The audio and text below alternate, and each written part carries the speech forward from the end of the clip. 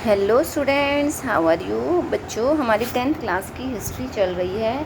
इसके अंदर हम चैप्टर नंबर 8 डिस्कस कर रहे हैं। आज हम इसका लास्ट पार्ट डिस्कस करने जा रहे हैं। आई होप बेटा आपने इसके प्रीवियस पार्ट्स देखे होंगे, आपको समझ में आया होगा। बच्चों, स्टार्ट करने से पहले अगर आपको मेरी वीडियोज़ अच्छी लगती हैं तो आप इन्हें प्लीज़ लाइक कीजिए, शेयर कीजिए, मेरे चैनल को सब्सक्राइब कीजिए। देखिए, आज हम बेटा इसके अंदर जो अलग अलग जो मूवमेंट्स हुए थे उसमें हम इसे आगे बढ़ाते हुए आज हम इसके अंदर काकोरी जो मूवमेंट हुआ था उसके बारे में हम इसमें डिस्कस करने जा रहे हैं। देखिए, काकोरी इंसिडेंट क्या था।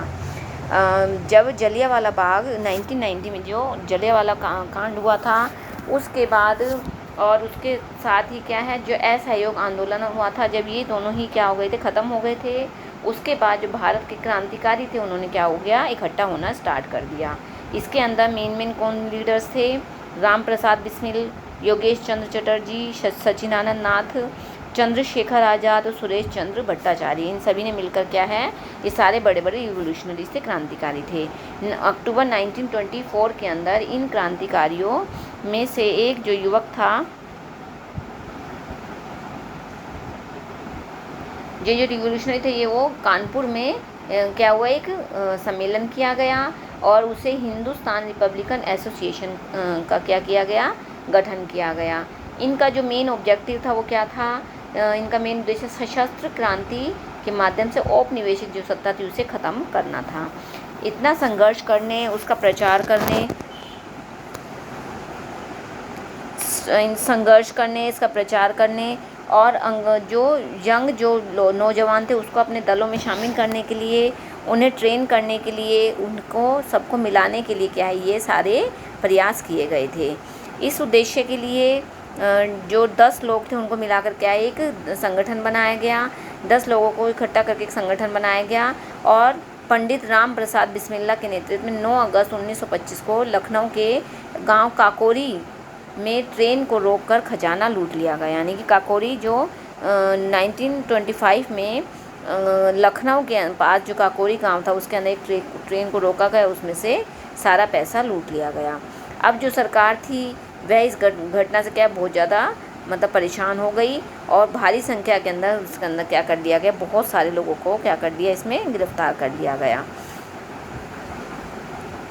तो इसके अंदर पंडित राम प्रसाद बिस्मिल, रोशन सिंह, राजेंद्र लाहाड़ी और इरफाक उल्ला खां को क्या कर दिया गया, फांसी की सज़ा दे दी गई। और जो बचे हुए 4 लोग थे उन्हें क्या कर दिया गया, अंडमान भेज दिया गया।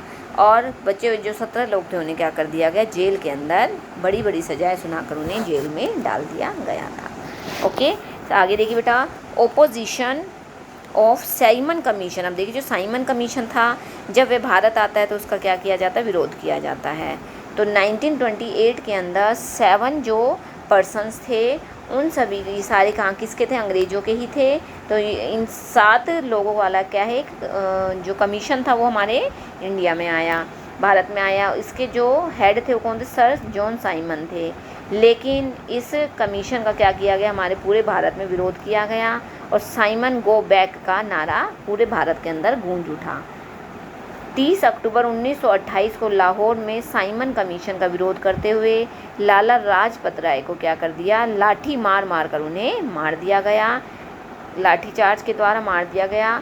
इस वजह से राजगुरु और भगत सिंह जो थे उन्होंने सॉन्डर्स को मार दिया और उसे मारकर इन्होंने लाला लाजपत राय की मृत्यु का बदला लिया था। आगे देखिए बेटा, martyrdom of Bhagat Singh, Rajguru and Sukhdev. यानी कि सुखदेव, भगत सिंह, राजगुरु की जो शहादत थी उसके बारे में बताया गया है।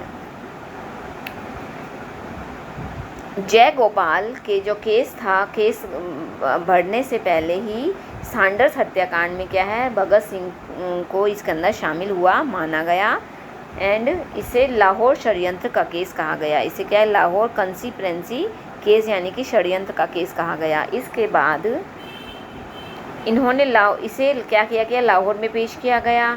कुल मिलाकर 16 क्रांतिकारियों के विरुद्ध क्या किया गया, एक मुकदमा चलाया गया। ये सभी लोग थे क्या है, लोगों के बीच में बहुत ज़्यादा पॉपुलर हो गए थे और जो रिवोल्यूशनरी की जो निंदा करते थे वो भी क्या है, अब इन्होंने भी इनकी प्रशंसा करनी स्टार्ट कर दी थी। 10 जुलाई 1929 को जो सॉन्डर्स थे उनके ऊपर जो हत्याकांड था उसका जो केस चला था, उसमें 24 जो क्रांतिकारी थे उसके ऊपर क्या किया गया, मुकदमा चलाया गया। उसमें से जो 6 थे उन्हें वो क्या हो गए थे, फरार हो गए थे, यानी कि भाग गए थे, एब्सकॉर्डिंग फरार हो गए थे।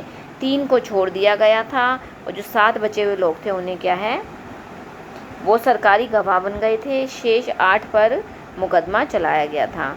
उस केस को, यह मुकदमा मजिस्ट्रेट के पास से हटाकर 3 जजों के एक ट्रिब्यूनल के सामने लाया गया था, 3 जजेस के ट्रिब्यूनल में लाया गया था।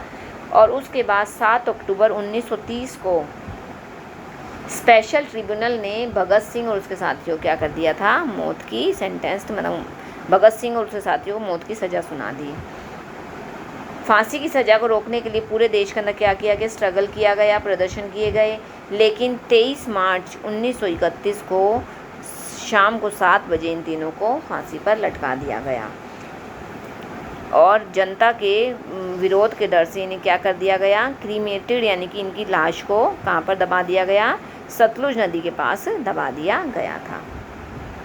चंद्रशेखर आज़ाद ने क्रांतिकारी गतिविधियां, लेकिन जो चंद्रशेखर आज़ाद थे उन्होंने अभी भी हार नहीं मानी थी और उन्होंने क्या है, इसे कंटिन्यू रखा, क्रांतिकारी एक्टिविटीज़ को कंटिन्यू रखा। जो पुलिस थी उनके साथियों को पकड़ लिया गया, पुलिस द्वारा उनके साथियों को पकड़ लिया गया, लेकिन उनकी ब्रिटिश साम्राज्य के विरुद्ध लड़ाई जो थी वो अभी भी क्या थी, कंटिन्यू चल रही थी। इसके बाद इलाहाबाद के अल्फ्रेड पार्क में लड़ते हुए क्या है, वो वीर गति को, यानी कि उनकी भी डेथ हो गई थी। ओके, आगे देखिए, आज़ाद हिंद फौज 1938 में सुभाष चंद्र बोस 1938 में सुभाष चंद्र बोस अध्यक्ष चुने गए थे कांग्रेस के, लेकिन 39 में गांधी जी के उम्मीदवार के विरुद्ध क्या इन्हें कांग्रेस अध्यक्ष चुना गया। बाद में इन्होंने देश छोड़कर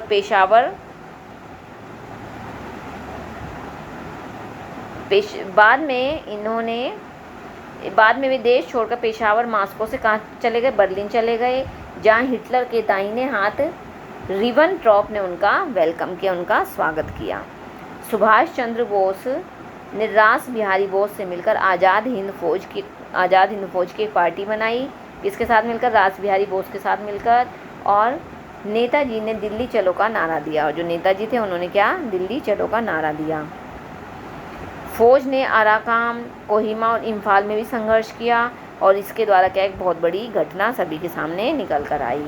और 18 अगस्त 1945 में एक हवाई जहाज़ की दुर्घटना में सुभाष चंद्र बोस की जो क्या थी, ये माना जाता है कि सुभाष चंद्र बोस की डेथ हो गई, लेकिन उनकी जो डेथ है वो, उसकी जो पुष्टि है वो आज तक भी नहीं हो पाई है।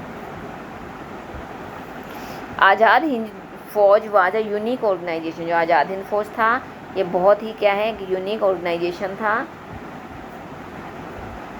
एक संगठन के रूप में अद्वितीय था। सुभाष चंद्र बोस और उनकी आज़ाद हिंद फौज के विलक्षण कार्यों का भारतीय जनता पर बहुत अधिक गहरा प्रभाव पड़ा।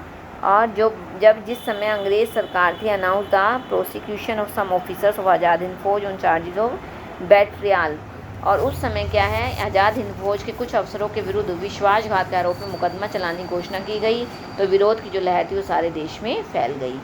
सारे देश में क्या किया गया, विशाल प्रदर्शन किए गए, अधिकारियों को रिहा करने की, लगातार उन्हें छोड़ने की मांग कर दी गई। और जब सरदार गुरबख्श ढिल्लो, प्रेम सहगल और शहनवाज के ऊपर ब्रिटिश शासन ने राजद्रोह का मुकदमा चलाया, तो सारे राज्य के अंदर क्या हो गया था, तो पूरे राज्य के अंदर, पूरे देश के अंदर क्या फैल गया था, अराजकता फैल गई थी। कोर्ट मार्शल का मुकदमा लाल किले पर चलाया गया। जो कोर्ट मार्शल था उसका मुकदमा था वो कहाँ पर, रेड फोर्ट, लाल किले पर चलाया गया। उनकी रिहाई की जोरदार आवाज़ सभी दलों ने उठाई। दिल्ली चलो का नारा दिया गया, जय हिंद का नारा और नेशनल एंथम का जो नारा था वो क्या सारे देश में लोकप्रिय हो गया। ब्रिटिश हुकूमत को एहसास हो चुका था कि यदि भारत का सशस्त्र दमन करने की चेष्टा की गई तो क्या होगा, भारतीय जवान उनका साथ न देकर उनके अगेंस्ट एक विरोध छेड़ देंगे। आगे देखिए बेटा, स्ट्रगल ऑफ रॉयल नेवी, शाही नौसेना का संघर्ष। स्ट्रगल ऑफ रॉयल नेवी, शाही नौसेना का संघर्ष। आज़ाद हिंद फौज के आंदोलन का प्रभाव राष्ट्रीय आंदोलन पर तथा सेना पर भी पड़ा और 1946 में सेना में अशांति और शाही नौसेना का संघर्ष महत्वपूर्ण घटनाओं के रूप में उभर कर आया। 1946 में हवाई जहाज़ ने मुंबई में हड़ताल कर दी और उनकी क्या डिमांड थी कि हवाई सेना में अंग्रेज़ों और भारतीयों में जो भेदभाव किया जाता है उसे दूर किया जाए। भारतीयों में अब अवेयरनेस आ गई थी कि वो हर क्षेत्र में बराबरी की मांग कर रहे थे। इसके बाद क्या हुआ, नौसेना का संघर्ष हुआ। दूसरे महायुद्ध से पहले भारतीय समुद्र तट की रक्षा करने वाले जो जंगी जहाज़ थे उनको क्या कर दिया गया, जो जंगी जहाज़ थे उन्हें नौसेना से अलग करके रॉयल इंडियन नेवी का गठन किया गया।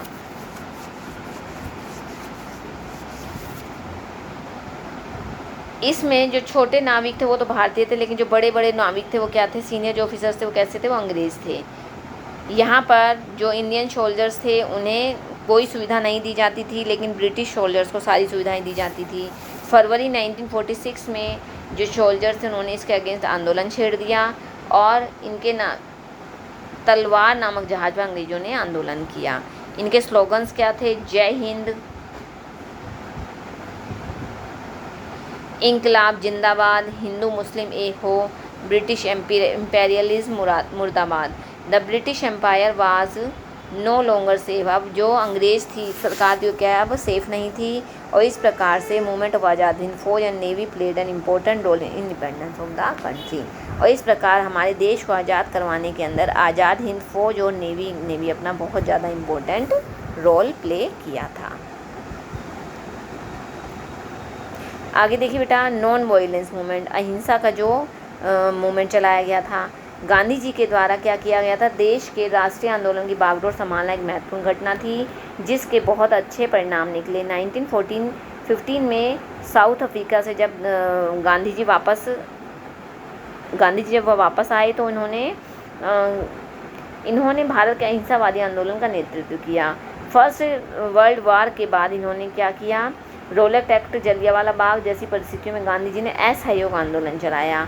उसके बाद उन्होंने भारत सरकार के सभी मेडल और पुरस्कार लौटा दिए जो उन्होंने प्रथम विश्व युद्ध में सरकार की सहायता करके प्राप्त किए थे।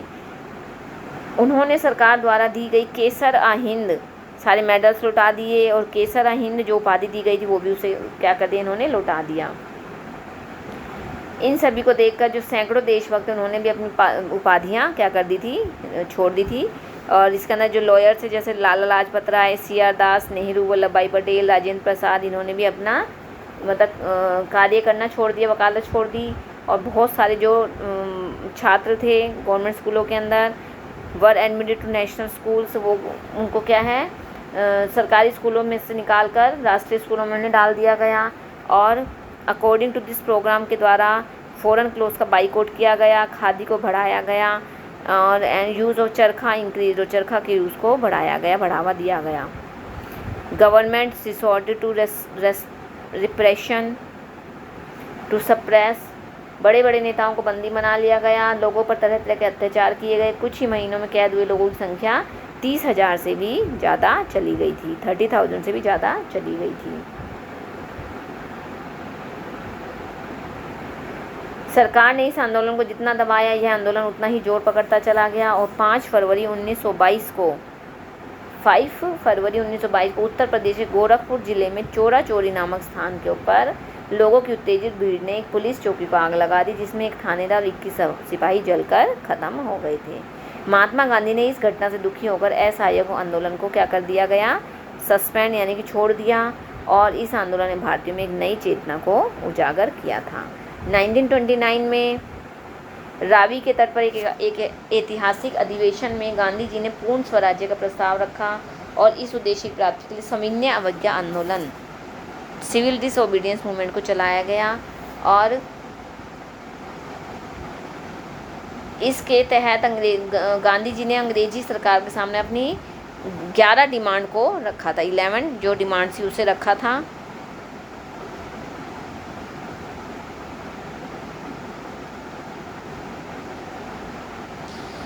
इलेवन डिमांड्स को रखा था, लेकिन